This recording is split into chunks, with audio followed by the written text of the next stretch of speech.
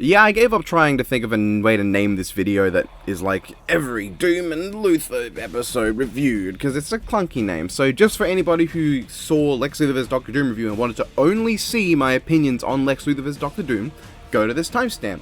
Because before I get to that, I want to quickly talk about my opinions on the other episodes involving Lex Luthor and Doctor Doom. But I know you might think the title is clickbaity because there's things in here that are not in the title. Or I guess that's reverse clickbait, because clickbait is insinuating something that's going to be in the video that isn't, so this reverse clickbait. Anyway, yeah, if you don't care about my opinions on those other things, you can just skip ahead. Let's start. All this time, I've been playing Five Nights at Freddy! Iron Man vs. Lex Luthor is an incredible episode. While the research is obviously suboptimal, the result questionable, and the conclusion somewhat lacking, that's Season 2 for you. Season 2 was before the Viz community had, like, anything resembling standards. Not to say nowadays we have anything resembling standards. But that fight, man, it's just incredible. For one thing, it manages to do what a lot of the best Season 2 episodes do. It tells a story with a decently lengthy introduction. There's a bit after the fight's conclusion, and a general vibe that makes it perfectly feel like an actual crossover between these two characters, like an official one. The setup is simple, but good. Lex is after something from Tony, so he breaks in and steals it, Tony responds, and they throw down the classic hero versus villain thing. The fight has an incredible pacing to it. It knows when to escalate from one suit to the next for Tony, and it knows when to take a moment to pause to let something really sink in. That was something that was severely lacking in several episodes of Season 7, like with Rock Lee's Hidden Lotus not having a pause for Sanji to groan as he gets back up, showing he was actually hurt or something. Those pauses and brief respites from all the action allow things to have more impact. If this was done in Season 7 or 8, it'd probably look something like this, and that's just shit. And that's not all that's great about the pace. The fight flows very well. Tony starts going all offensive, with Lex's overconfidence just letting Tony attack him, and Lex very clearly shows a dominance early on. Even when they clash energy attacks immediately, Tony is sent reeling back while Lex is just fine. Lex's first counterattack actually causes permanent damage to Tony's modular armor, and when Lex goes to block Tony, he no-sells the attacks, but when Tony goes to block Lex, he clearly reacts more. These subtle touches and bits of choreography and character animation help to show the clear discrepancy, but what makes it good is that is not the totality of the fight. A one-sided fight would be really bad if that was the entire thing. However, there is something after, which is the Hulkbuster. When this thing comes out, the fight becomes about as even as it'll get. Right after two separate thanks for the X's, Tony goes straight ham on Lex, dragging him through a building, blasting him through a bridge, and even then, Lex manages to hold his own. He matches Tony's strength blow for blow. But Tony still gets some respect here too. When using only 10% of his power against Lex's shield, Tony actually manages to break it. And it actually surprises Lex, he's taken aback by it. And that's a really nice detail. Sure, he runs out of power right afterwards, but he managed to actually break Lex's shield. And of course that leads into arguably one of the best conclusions to any fight in the show's history. Lex goes for his Injustice super move, giving a perfectly Lex Luthor speech about how great he is before dropping the attack and annihilating the surrounding area. But Tony, not to be outdone, summons the Ecto-Sim armor from all over and drops the single best line in Death Battle history. No bullshit, it's kinda cheating considering this is just an excerpt from Superior Iron Man issue 3, but ironically he was being a villain in that scene. But it fits so perfectly that there are people who don't even know it was taken from the comic. It's such an amazing line and leads into the most satisfying beatdown in the series. All fight, Lex has been an arrogant shithead, smack-talking Tony and literally tossing around like a ragdoll, even holding his own against the Hulkbuster, taking its energy and just sort of, pummeling it. But now, Tony's in his strongest armor, and he's given the best comeback possible. He's blasting off to the tomb of MK Ali Z Part 2 from Aldo Noah Zero. He systematically beats down Lex's armor, stealing his energy and tech, smashing him straight out of the armor, and ragdolls Lex himself, giving us the most satisfying laser disintegration in the show, as we see each individual part of Lex get vaporized up close while he screams in pain, leaving nothing. For a death with no blood or gore, this is visceral as all hell. You see him slowly get vaporized. It's not a quick death, it's not just a one and done. That is nasty. And it doesn't look weird like Doctor Strange's one, where like his limbs go, but then one limb gets to live. No. This is brutal. Then there's that close-up. It is a breathtaking finale to an already stellar fight. I don't think I can oversell it enough. It's just one of those moments where words really fail to sell the feeling of it. Like, the feeling where you know what you want to say and you know what words to use, but the words fail you.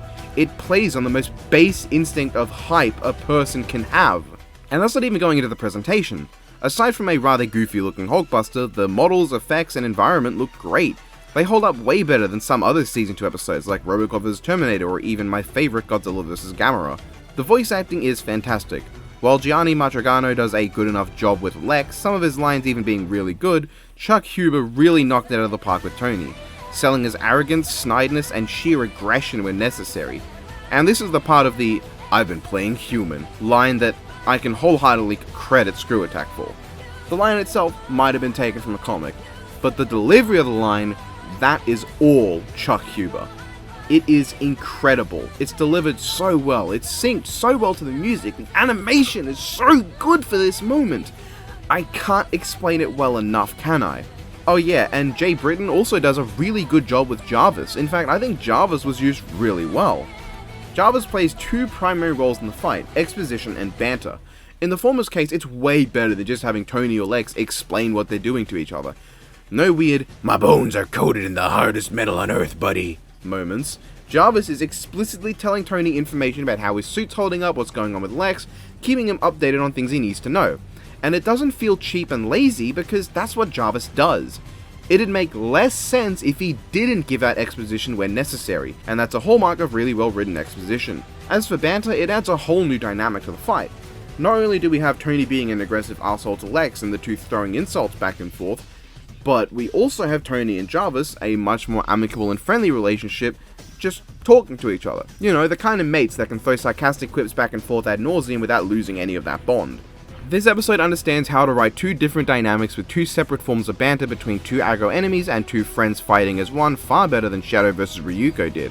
Though that's a blatantly unfair comparison. Iron Man vs Lex Luthor is on a whole other level to that episode, it's not even close. And that's also not even going to the little subtle details. When Tony gets his leg crushed, it actually keeps that damage on his armor the whole time until he gets into the Hulkbuster. When the Batmobile gets blown up, it comes up with all these little gadgets with their own stupid little bat names, a good deal taken right out of the comics.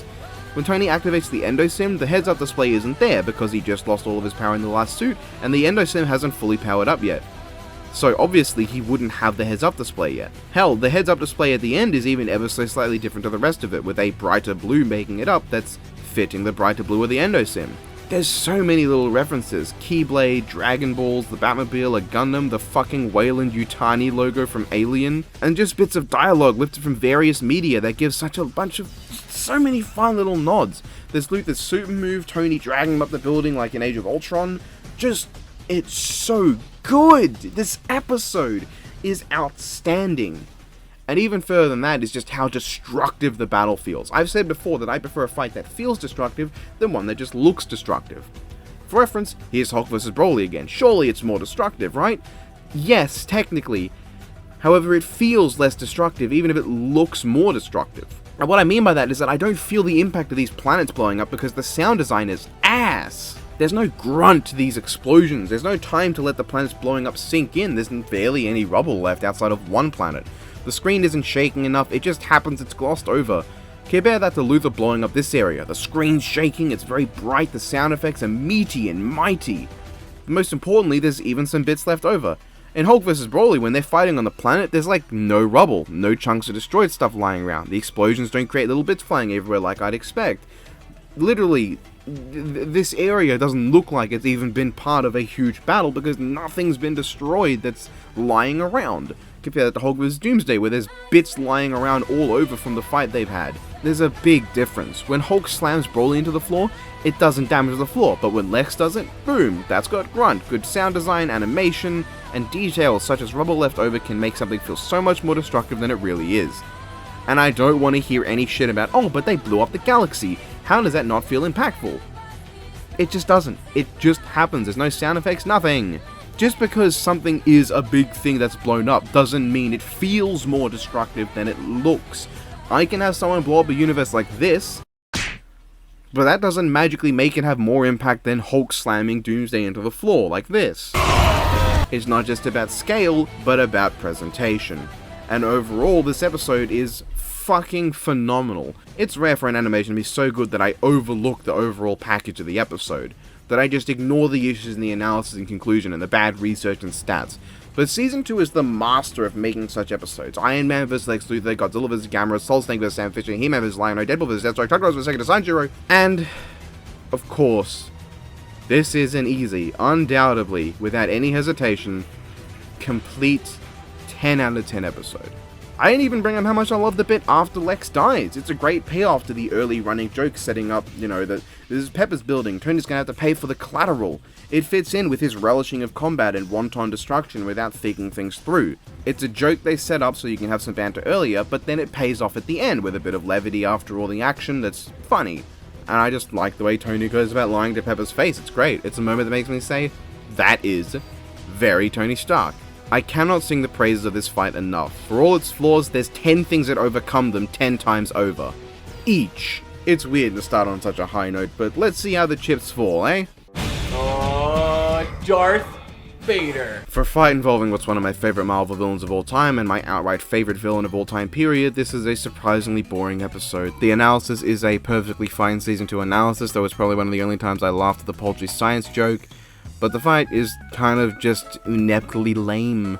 Voice acting? Nah, we get down to that. Just Marvel vs. Capcom clips and various Vader quotes. Sprites? Oh, Dooms are great. Vader's are less so. Very flat and simple looking, honestly kinda shitty next to Doom's. Choreography? Well, it's not bad early on. There's a lot of impact with some of their clashes early in the fight, and it's got my favorite foot dive of the 2 Doom episodes. There's a really weird force pulse Vader does that's dumb because Doom is nowhere near him, and he isn't even on screen when he uses it, so our only indication of what it did was Doom reacting to it, but we don't even see it hit him. There's one legitimately cool moment where Vader uses the Force to sense the invisible Doombot and wrecks it, but then the real Doom shows up and it all goes to shit. He blocks the TIE Fighter pass, which is fine, but then he does this, which we never even see these electricity blasts get closer to Vader. What was the point? Did he just really dislike the floor? Was it dirty and stained? Did Family Guy Star Wars fan favorite Consuela not clean it properly? Was she using fucking store brand? There's a bit too much build up for Vader's kinetic, given it completely whiffs as well. Doom just takes him back to the past to play some shitty games that suck ass. He strangely throws Vader at a T-Rex as if he expects that to work, and there's a super janky kill on the T-Rex. Then Doom head dives Vader, dodges everything, hits Vader once and sends him flying, another time to drop him completely. Vader gets his one lucky hit, they throw rocks. Doom immediately goes behind Vader and summons a rock from the background. It very clearly didn't come from Doom himself. And Vader dies in the lava, and that whole time Doom could have just flown out on his own and let us have a really funny, oh, okay, death, as opposed to a really boring, oh, okay, death. It's half of a moderately decent if boring fight and half of a complete stomp and shit show where Doom claps with 3 attacks, all 3 of which do significant damage.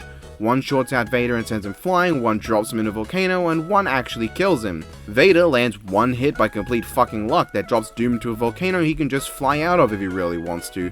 Fuck, Doom teleports in this episode. He could just fucking teleport. There's one cool moment, that's about it. They brilliantly stuck a flat Vader sprite sheet that's almost entirely black on a background that is also almost completely black. Yeah, I'm standing by this episode just being ineptly lame. I don't even know what score to give it, like a 4, a 5, I don't know. That was the worst part of doing this video. Mr. Luthor, your company has invaluable resources for the people of Latveria. Lex Luthor vs. Dr. Doom is, well, it's no Iron Man vs. Lex Luthor. Starting with the analysis, I actually have things to say. The editing? Fucking spectacular. Incredible. Fantastic. The jokes? Poo-poo. I didn't laugh at any of these. Boomstick becomes 2D. Isn't that so quirky? Also, this exists now. Suffer with me. Oh, Boomstick said jelly unironically. It's funny because it's not something you hear people say. Evil billionaire xenophobic president joke. I wonder what that's a reference to. Good thing Luthor doesn't have hair. Fucking MLG air horns? Really? Unironically? Not like a joke about how unfunny air horns are, but a joke that's trying to use air horns to be funny. And while the editing is good, there are times where the sound effects just get annoying and distract. Sometimes they make it a little difficult to hear Wiz and Boomstick even. Like, why did Jesus Christ need a cliche, cringy sound effect that can only describe as generically holy? But it did show clips from the 1984 unreleased original Fantastic Four movies, so that's a big W. Also, there's this stupidly confusing and unfunny mind transfer joke. Like, why do their voices swap? I would have loved if Ben and Chad tried to emulate each other's voices instead. That sounds like it'd be way more fun. I get the joke of Boomstick not getting how to walk with 2 organic legs, but why is Wiz drunk? Do they not realize that being drunk is a matter of the physical and not the mental? Why would Wiz's consciousness being in Boomstick's physical body with its own high level of alcohol tolerance suddenly be drunk? You could be like, oh well, Wiz just got really bad alcohol tolerance, but like, what? Why would he get more drunk in Boomstick? Why would Boomstick's body get more drunk just because that's not how that works? The physical reaction of his body wouldn't be different. Yes, it's a joke, but unless the joke is intentionally being stupid and that's the joke, I shouldn't be able to point out plot holes in a cutaway gag. This is really reaching Family Guy levels of cutaway gag humor. And once again, Thor has gotten even faster. I actually love this. I really hope if they do Thor vs Vegeta, a match I don't give 2 shits about by the way, that they scale Thor to Loki's septillions times the speed of light feet to get him even faster, because that would be amazing. As for the analysis, that's it. It's just, we're so quirky. Fuck me. As for the animation, it's just so boring. Like, what the hell happened? I was so bored watching this. Nothing really made me emote. Like, let's look at this. So, we get the boring basic bitch intro. Doom loses his gun, then grows it back in the next shot. Oh looky, that was a Lex bot, and here we get this really silly looking war suit summon. I don't like how that looks, though I do like that they use this Mugen character for Lex's sprites as opposed to the other ones, because nobody stops complaining about the other ones. Lex attacks with these blades that look fucking shithouse. What the fuck are these? They've got no depth, they've got no shading, they don't even come close to looking like they fit on that sprite.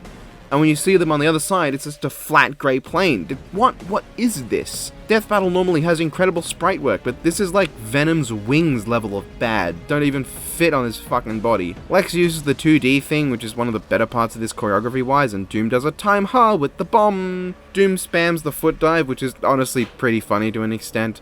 He shoots rocks that somehow Lex can't break out of, and Doom steals the Mother Box's power and literally hands Luthor his ass. Next uses the Superman thing, which looks good in this shot, looks bad in this shot, and looks awful in this shot. However, honestly, the last bit of this fight is pretty good. Luthor does Superman's Zod punching thing from Man of Steel, and it's actually pretty cool. He uses the Ovoid transfer to Ginyu Luthor, literally Ginyu Luthor. Then there's this shot, which is the best shot in the episode, bar none. It's great. And then there's more afterwards. I don't like how the back just explodes entirely. I really wish that let's be honest, it's a Getsuga Tensho. I wish the Getsuga Tensho split the building into pieces just like Luthor himself before exploding. Not that the ending is all great, I think it's weird how Doom leaves Lex's body but we don't see Lex's mind go back into his body, even though we saw both going into each other's body moments ago. Then Luthor's no just looks so stupid. His fucking head shake and the way his whole body is gyrating, it looks like if Dorkly animated a FNAF jump scare, and I'm not joking. Doom shoots Luthor and his pose is bad, it's some real Esdeath energy, but honestly I just like this shot. And aside from that, I've got nothing to say about the choreography. It's fine. It's fine. It's not bad. I know people are going to think I think this is bad choreography. It's not bad. It's just boring. There were no surprises. It was unexciting. There was nothing that made me go, ho, I didn't expect that. The closest would be the actual 2D transference thing, but that was kind of ruined because they had such a heavy emphasis on in the analysis that I knew when they had the jokes about the 2D molecular banana mana and the ovoid mind transfer as cutaway gags, that both would be incorporated into the actual fight. So really, there was nothing that really surprised me. It was super predictable. Like 7 Battle Royale level of predictable. But I don't like the writing either. Oh god, the writing. Half the dialogue is just explaining what's happening. That was a Lex bot. This is a 2D molecular thingy I haven't perfected. You fell for my time bomb. That mother box is lit, bro. And the other half is just less good versions of dialogue from other episodes. What kind of a man are you? What is a man? Impossible. I am the don't think so that word no. There's a really weird use of the I was once a god, and I found it beneath me. Like, this is no I've been playing human. This is just weird. What prompted Victor to say that? Is it that Lex can fly and punch? And he says, this power is like a god. What power are you referring to with this? This would imply it's something you're looking at, or something that you've got, not something that belongs to a guy you just killed. If it was referring to Luthor's power, he should have said, that power, not this power. Unless he said it while in Luthor's body, then it makes sense. And this power, it's like a god beneath me. And then he stabs himself with his hand. You know, that would have worked, but the only thing he has right now that you could say this power they didn't have beforehand is the mother box. Do you not want the mother box? Does that not count as invaluable resources for the people of the laboratory? Why? They wanted to add in this one really cool line, but I don't like how it's delivered or the context of it. It doesn't seem like it fits to me, and also this cape is tiny and looks really funny. Also, not a fan of the voice acting. Now, Lex is reprised by Gianni Matrigano, who still does a really good job. I wasn't a fan of his second line in the preview, but pretty much everything else was delivered really good. He even managed to pull off the "a Superman" without sounding super cringe. It actually kind of sounds badass. I think props to Gianni, he did a really good job. Stephen Kelly's Dr. Doom, however, well, sometimes it sounds better with the effect they added, but I still think it just sounds like a random bloke with a filter. It's very hit or miss. There are some lines I think he delivers fine, and the rest sound really, really bad. I think it's especially noticeable when he just quotes Marvel vs. Capcom. Got you! What a farce! Foot dive! So on. When he says those, I think it just sounds awful. Not to say I could do any better, but I'm also not being paid. However, there are things I do like, granted. I like the backgrounds. I think they look stupidly good, and I don't think the 2D sprites look weird on them at all. I mean, Thor vs. Raiden was doing the sprites on 3D background all the way back in Season 1. You don't hear people complain about that one. I also think Apex of Doom is a really nice track. I wouldn't jam to it or even listen to it on its own, but I definitely see it fitting in scenarios that need that kind of atmospheric music, and it fits the fight pretty well. In that it's pretty dull and lacking in energy, but that's fine. It doesn't need to have energy. It's Apex of Doom. It's got a lot of atmosphere and a lot of tone to it. I think it's a really good track for the fight. And the hand-drawn stuff is... man, I thought the hand-drawn stuff in Shadow vs. Ryuko wasn't the best, but this is really good. It's very brief and doesn't show up very often in this fight, which I think is fine, because when it does show up, it looks incredible. Whoever worked on these things and on the backgrounds and even on the effects, you did a fucking good job. You killed it. The episode looks really nice. The fight isn't bad. I don't think the episode is bad. It's not a bad episode. It's not below a 5 out of 10. It's not bad. I just think it's boring. It's got good elements and bad elements, but I don't feel emotions while watching it. It didn't wow me like Yoda vs. Mickey or disappoint me like Shadow vs. Ryuko. It's just sort of another Marvel vs. DC fight. And that's because that's exactly what it is. It's just another one. Nothing special, nothing unique, nothing that makes me give a fuck. And you know what? It's not because of the matchup. I honestly didn't care about Yoda vs. King Mickey as a matchup any more than Luthor vs. Doom. But that episode was stellar, and this one was not. It's just another Marvel vs. DC, and you know what? I feel weird saying that, because Iron Man vs. Lex Luthor is a Marvel vs. DC, and that's fucking incredible. But the difference is that Iron Man vs. Lex Luthor wasn't just another Marvel vs. DC. This one is just that, and nothing more. A 5 out of 10, because that is the middle ground number. It would need to have something that made me feel happy to be a 6 out of 10. I mean, I guess it did have a good conclusion, but as in, like, conclusion to the fight, not the conclusion, like, the analysis conclusion. I think the ending of the fight was fine, but then I also think the start of the fight was rubbish, so I guess it balances out. A 5 out of 10. Oh wait, shit, no, a 4 out of 10, because I said if they don't start the fight over 40 cakes, I'm taking a point off.